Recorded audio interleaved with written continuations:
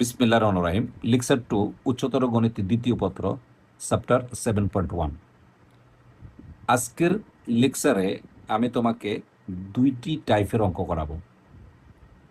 এই দুইটি type board পরীক্ষার জন্য অত্যন্ত গুরুত্বপূর্ণ এবং বোর্ড পরীক্ষায় বারবার আসে। প্রথম অঙ্কটা আমি দেখাচ্ছি, 5 নম্বর অঙ্ক, রূপন্তী প্রকাশনী বইয়ের 1 এবং 2। এই দুইটা অঙ্কের মধ্যে দুইটাই দেখো আমি লাল কালি দিয়ে মেনশন করে দিছি, এখানে হাফযুক্ত অঙ্ক, এক্সেপশনাল অঙ্ক। প্রথম অঙ্ক হলো cos inverse 1/√5 minus half sign inverse 3/5 plus tan inverse 1/3 is equal two tan inverse 2 প্রমাণ করা। এই হাফযুক্ত অঙ্কগুলোর একটা স্পেসিফিক নিয়ম আছে, আরেকটা নিয়মেও করা যায়, কিন্তু এই নিয়মটা সবচেয়ে সহজ এবং মনে রাখা খুবই ইজি। দেখো, তুমি প্রথমেই যে অংশের সাথে হাফ যুক্ত আছে তাকে তুমি থিটা ধরবে।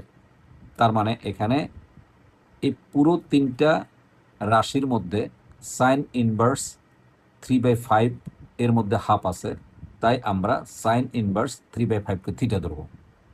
তাহলে অবশ্যই sine theta is equal two 3/5 হবে।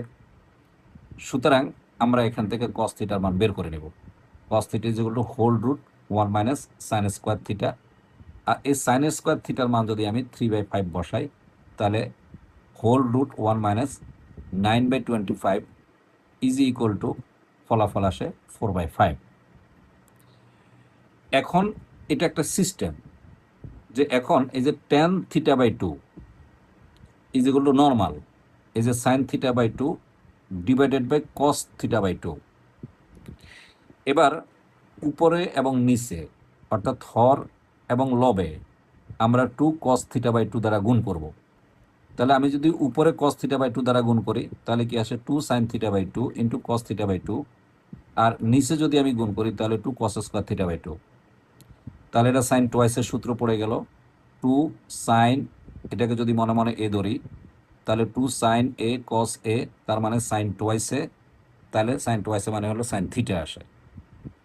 আর 2 cos স্কোয়ার θ/2 এটাকে যদি আমরা এই যে 2 cos square A is equal two 1 plus cos টোয়াইসে আমরা যদি এই সূত্রে ফেলি এই যে নিচের অংশটাকে, তখন আসবে 1 প্লাস cos থিটা। এখন আমরা সাইন থিটার মানটা কিন্তু এখানে পেয়ে গেছি এবং cos থিটার মানটা এখানে পেয়ে গেলাম। আমরা এই সাইন থিটার মান এবং cos থিটার মানটা আমরা বসাবো, বসায় আমরা সাধারণ যোগ বিয়োগ করব। যোগ বিয়োগ করলে আমরা ফলাফল পাবো 1/3। এখন আমি এখান থেকে যদি এই হাফ থিটাটা রেখে দেই তাহলে এই পাশের ট্যানটা এই পাশে চলে যাবে, তাহলে tan ইনভার্স 1/3 হবে। এখন দেখো থিটার মান কিন্তু আমরা ধরছি সাইন ইনভার্স 3/5, তাহলে দেখো হাফ এ হাফ থিটার জায়গা sign inverse 3/5 is equal two আসে tan ইনভার্স 1/3। তার মানে হাফ মুক্ত রাশি আমরা রূপান্তর করে ফেললাম। এখন আমি বাম পক্ষ লিখব। দেখো বাম পক্ষ আছে cos ইনভার্স 1/√5 প্লাস, দেখো আমার যে সাইন যে ভ্যালুটা আছে, যে সাইন আমি লাল কালি দিয়ে মেনশন করলাম, এই যে এটাকে আমরা চেঞ্জ করে যে ফলাফলটা পাইছি সেখানে বসাবো। এই যে লাল কালি দিয়ে লিখলাম প্লাস tan ইনভার্স 1/3, যা আছে তাই লিখলাম আমি। এখন এই যে জিনিসটা আছে এইটার পরিবর্তে আমরা কিছুক্ষণ আগে এই মানটা পাইছি, যে এই যে tan ইনভার্স 1/3 আমরা এই মানটা বসালাম। বসানোর সাথে সাথে দেখো এটা পজিটিভ এটা নেগেটিভ, তাহলে এটা কাটাকাটি গেল, তাহলে অনলি রয়ে গেল cos ইনভার্স 1/√5। তারপর এটাকে আমরা কনভার্ট করব টেনে, যেহেতু আমাকে tan প্রমাণ করতে বলছে, তাহলে আমি একে টেনে কনভার্ট করতে গেলে আমাকে অবশ্যই একটা সমকোণী ত্রিভুজ আঁকতে হবে। এই যে আমরা সমকোণী ত্রিভুজ আঁকলাম এবং এই কোণটাকে দিলাম আমরা cos ইনভার্স 1/√5। তাহলে cos মানে হলো ভূমি বাই অতিভুজ, তাহলে এটা ভূমি আর এটা অতিভুজ। দেখো 1 ভূমি আর অতিভুজ হলো √5। ফিথাগোরাসের সূত্র যদি আমরা ফেলি তাহলে এইটার মান আসবে, লম্বের মান আসবে 2। এখন আমরা tan লিখব, তাহলে tan inverse is equal two লম্ব বাই ভূমি, তার মানে 2/1 ইজ ইকুয়াল টু আমরা লিখতে পারবো tan ইনভার্স 2। এই যে tan inverse 2 is equal two right hand side আমার হয়ে গেল। সো আমার প্রমাণ হয়ে গেল। এখন দেখো 2 নম্বর অঙ্ক যেটা আছে একদম সেম অঙ্ক প্যারালাল। তুমি নিজে চেষ্টা করবে, সমস্যা হলে কমেন্টস করবে। তারপরেও এটা না দেখে একবার চেষ্টা করবা, তারপর তুমি এই ভিডিওটাকে পজ করে তুমি তারপরে কি করবা এটা দেখবা। খুব ভালো করে খেয়াল করো, এই যে এই জিনিসটা আমি করে দিছি তোমাকে। এখানে কস ইনভার্স, এই যে 5/13কে আমি থিটা ধরলাম, একইভাবে কস theta is equal two 5/3 13।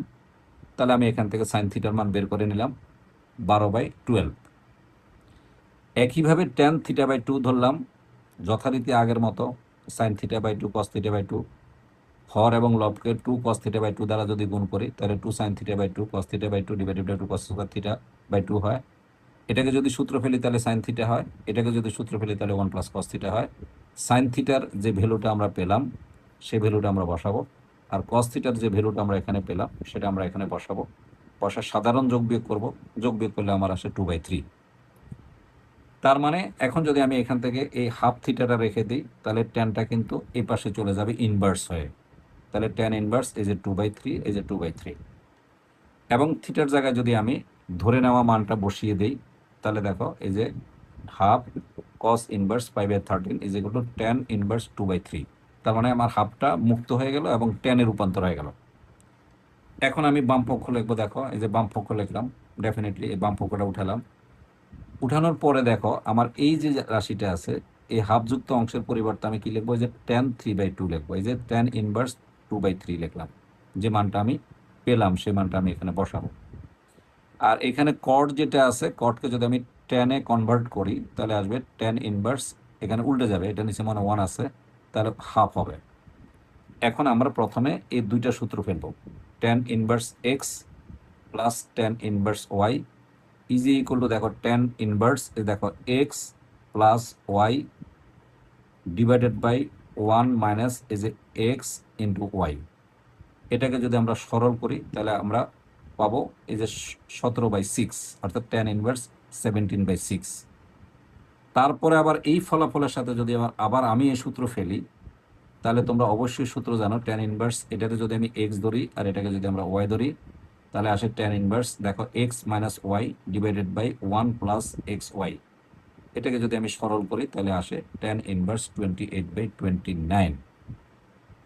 Very very important. আমি দেখালাম, কেমন লাগলো কমেন্টস করে জানাবে, এবং যদি কোনো সমস্যা থাকে অবশ্যই তুমি কমেন্টসে জানালে আমি তোমাকে অঙ্কগুলো যেভাবে হোক আমি তোমার কমেন্টসে জবাব দেবো। তুমি যেভাবে প্রশ্ন করবে ঠিক সেভাবে আমি উত্তর দেওয়ার চেষ্টা করব। টাইপ 3 যেটা আছে এটা হলো রূপান্তর নিয়ম। মূলত এখান থেকে একটা অঙ্ক আমরা বোর্ড পরীক্ষা পেয়ে থাকি, সব রাশিকে ট্যানে কনভার্ট করতে হবে, এই অঙ্কগুলোর নিয়ম।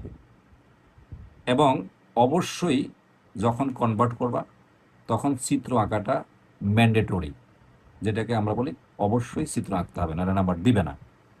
তাহলে আমরা আসি প্রথম অঙ্কে আসি। দেখো আমরা যদি রূপন্তী প্রকাশনীর বইটা নেই তাহলে আমাদের কোন অঙ্কগুলো ইম্পর্টেন্ট আমি কিন্তু সাজেশনও দিয়ে দিচ্ছি তোমাকে।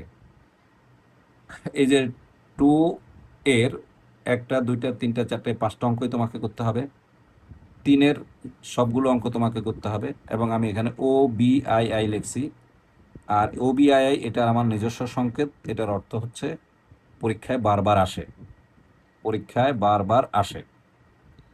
তাহলে এই প্রথম অঙ্ক দেখো, প্রমাণ করো যে sign inverse 4/5 plus cos inverse 2/√5 is equal two tan inverse 1/11/2। এটা প্রমাণ করতে হবে। তা আমি বাম পক্ষ লিখলাম যথারীতি, এই যে দেখো এটা বাম পক্ষ হয়ে গেল আমার। এখন আমি কি করব, এই সাইন ইনভার্স 4/5কে আমি ট্যানে কনভার্ট করব। কনভার্ট করতে গেলে চিত্র ম্যান্ডেটরি, তাহলে আমি এই যে দেখো চিত্রটা আঁকলাম, এই যে এই অ্যাঙ্গেলে আমি কি লিখলাম, সাইন ইনভার্স, এই যে সাইন ইনভার্স এই যে 4/5 4/5। তো সাইন হলো এই যে এটা লম্ব আর এটা অতিভুজ, দেখো লম্ব আর অতিভুজ যদি পিথাগোরাস প্রয়োগ করি তাহলে এটার মান পাবো 3। তাহলে আমি যদি এটাকে ট্যানে ট্রান্সফার করি তাহলে কি আসে, ট্যান ইনভার্স এই যে লম্ব বাই ভূমি এই যে 4/3। এবার যদি আমি কসটাকে আবার ট্যানে কনভার্ট করি তাহলে এই যে দেখো আবার পাশে একটা চিত্র আঁকলাম, এই যে কস ইনভার্স এই যে 2/√5। তাহলে কস মানে ভূমি বাই অতিভুজ, তাহলে ভূমি হলো 2 আর অতিভুজ হলো 5 √5। আর এটাকে যদি আমরা পিথাগোরাসের সূত্র ফেলি তাহলে লম্ব পাওয়া যাবে 1। তাহলে আমরা যদি tan লিখি তাহলে আসবে tan ইনভার্স হাফ আসবে। Very simple, very simple. এখন আমরা এই যে এই tan ইনভার্স, এটাকে যদি x ধরি আর এটাকে যদি y ধরি তাহলে tan inverse x plus tan inverse y। তাহলে সূত্র কি আসে দেখো তো, tan ইনভার্স এই যে দেখো x plus y divided by 1 minus এই যে x ইন্টু y। এটাকে যদি আমরা স্বাভাবিক যোগ বিয়োগ করি তাহলে আসে 11/2। দেখো tan ইনভার্স 11/2 আমাদের আরেকটা অঙ্ক হয়ে গেল প্রুফ। এবার আমি আরেকটা অঙ্ক করে দিচ্ছি, এটা আরও বেশি সুন্দর সহজ, বোর্ড পরীক্ষায় বারবার আসে। আমি এখান থেকে এই একটা করে দিলাম, এই যে এখান থেকে একটা করে দিলাম, 2 নম্বরটা করে দিলাম, একদম বাকিগুলো সেম, বিন্দু পরিমাণ কোনো পার্থক্য পাবা না। তুমি এই বাকিগুলো করবে, কোনো সমস্যা হলে কমেন্টস করবে। এবার আমি চলে আসি 3, এখানেও আমি একটা অঙ্ক করে দেব এবং এখানে একটা করে দিলে বাকি অঙ্কগুলো একদম সেম, বিন্দু মাত্র কোনো পার্থক্য নেই, শুধু কনভার্ট করলে হয়ে যায়। এই কনভার্ট সিস্টেমটা জানলে সবগুলো অঙ্ক হয়ে যাবে।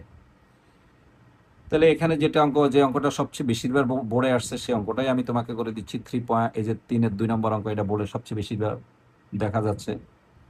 এই যে 4 sin inverse 1/√5 plus cot inverse 1/3, cot inverse 3।